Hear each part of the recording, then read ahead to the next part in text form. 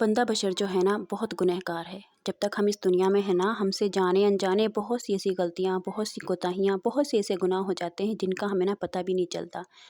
کچھ غلطیاں ایسی ہوتی ہیں کہ ہمیں پتہ ہوتا ہے کہ شاید میں نے نا اسی وقت ہمیں احساس ہو جاتا ہے کہ یہ بات میں نے غلط کر دی ہے، یا پھر یہ کام مجھ سے غلط ہو گیا ہے، یا یہ حرکت مجھ سے نہیں ہونی چاہیے تھی۔ لیکن کچھ کام ایسے ہوتے ہیں کہ ہمیں پتہ ہی نہیں چلتا، ہم جانے انجانے میں کسی کو تکلیف پہنچا دیتے ہیں یا اپنے لیے ہی کچھ غلط کر بیٹھتے ہیں۔ تو ایسے جو گناہ ہم سے ہو جاتے ہیں نا، ان کی وجہ سے ہمیں محسوس ہوتا ہے کہ عجیب سی بیزاری ہوتی ہے، کسی کام میں دل نہیں لگتا، ایسا لگتا ہے جیسے دماغ پر کوئی بوجھ ہے، دل پر کوئی بوجھ ہے۔ تو ان گناہوں سے بچنے کے لیے نا اللہ تعالیٰ سے معافی ہمیں مانگنی چاہیے۔ اور جب کبھی بھی ہماری ایسی کوئی کنڈیشن ہو جائے نا کہ ہمیں لگے کہ دماغ پر بوجھ ہے، دل پر بوجھ ہے، یا شاید میں نے کوئی غلطیاں کر دی ہیں، گناہ کر دیے ہیں، تو ان چیزوں سے بچنے کے لیے نا معافی مانگنا بہت ضروری ہے، استغفار کرنا بہت ضروری ہے۔ جب ہم استغفار کرتے رہتے ہیں نا، استغفر اللہ پڑھتے رہتے ہیں، استغفر اللہ کی دوسری تسبیحہ بھی ہیں، اگر ہم وہ کرتے رہیں نا تو پھر ہمارا دماغ نا ریلیکس رہتا ہے۔ ہمیں ایسا ہوتا ہے کہ اگر جانے انجانے میں ہم سے گناہ ہو بھی گیا ہے نا، تو پھر ہمیں یہ ریلیکسیشن ہوتی ہے مائنڈ میں کہ نا ہم نے معافی اللہ تعالیٰ سے مانگ لی ہے۔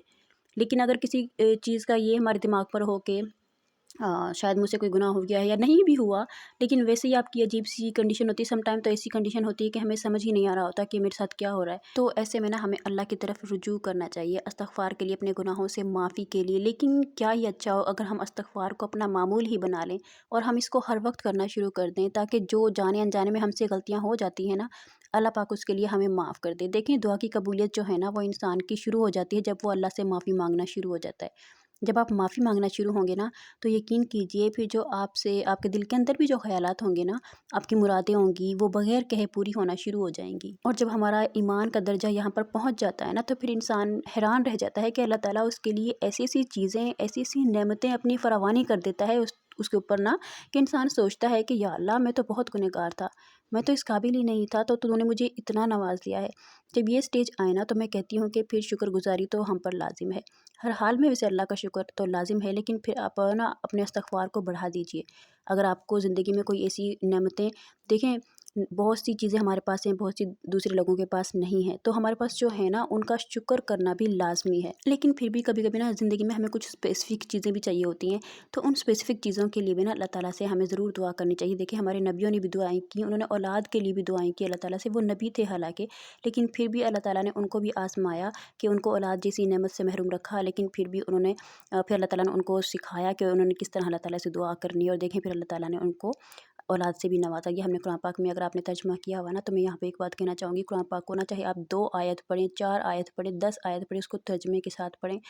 ورنہ ہمیں قرآن پاک کی سمجھ نہیں آتی اگر ہم عربی پڑھتے رہتے ہیں۔ تو آج ہمارے پاس ماشاء اللہ اتنا نالج ہے نا کہ ہم کسی بھی ٹرانسلیشن کو مطلب ٹرانسلیٹ کر سکتے ہیں کسی بھی لینگویج کو، تو اس چیز کو اپنے لیے یوز کریں۔ اور ہمیں کتنی بری بات ہے کہ جب ہم اللہ تعالیٰ کے پاس جائیں گے، کیونکہ ہر چیز فانی ہے، ہم نے بھی ایک دن مر جانا ہے، تو ہم کیا اللہ تعالیٰ کو جواب دیں گے کہ جو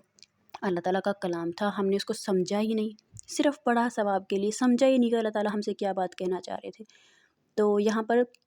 ایک یہ سوال بھی ہے کہ بہت سے لوگ کہتے ہیں کہ استغفار کو کتنا پڑھنا چاہیے، کب تک پڑھنا چاہیے، تو یہ میں آپ کو بتا دوں کہ اپنا زندگی میں اس چیز کو اپنا معمول بنا لیں کہ یہ کوئی ایک ہفتے کی بات نہیں ہے، ایک مہینے کی بات نہیں ہے۔ اب دیکھیں نا، ہر بندے کو پتہ ہے کہ استغفار پڑھنا ہے، لیکن استغفار ہر کوئی نہیں پڑھ رہا ہوتا۔ استغفار وہی پڑھے گا جس کو اللہ تعالیٰ کی طرف سے نا توفیق ملتی ہے۔ اگر اللہ تعالیٰ کی طرف سے توفیق مل جائے تو وہ یہ پڑھنا شروع کر دیتا ہے، اور پھر وہ اس کو کنٹینیو بھی کرتا ہے، پھر اس کا دل کرتا ہے کہ میں اس کو پڑھتا چلا جاؤں، کیونکہ اللہ تعالیٰ سے محبت ہونا شروع ہو جاتی ہے نا۔ تو جو بھی اللہ تعالیٰ نے دے دیا ہے نا، آپ اس میں خوش رہیں، جو کسی کے پاس اسے اپنے آپ کو کمپیئر مت کریں۔ تو کمپیئر کرنے سے بہت زیادہ مایوسی آتی ہے، نیگیٹیوٹی آتی ہے۔ تو ایک تو یہ کہ آپ نے کوئی اس میں قید نہیں ہے، اپنے وضو ہو بے وضو کیسے بھی آپ اس کو پڑھ سکتے ہو، چلتے پھرتے اٹھتے بیٹھتے، جب بھی آپ کو دھیان آئے نا،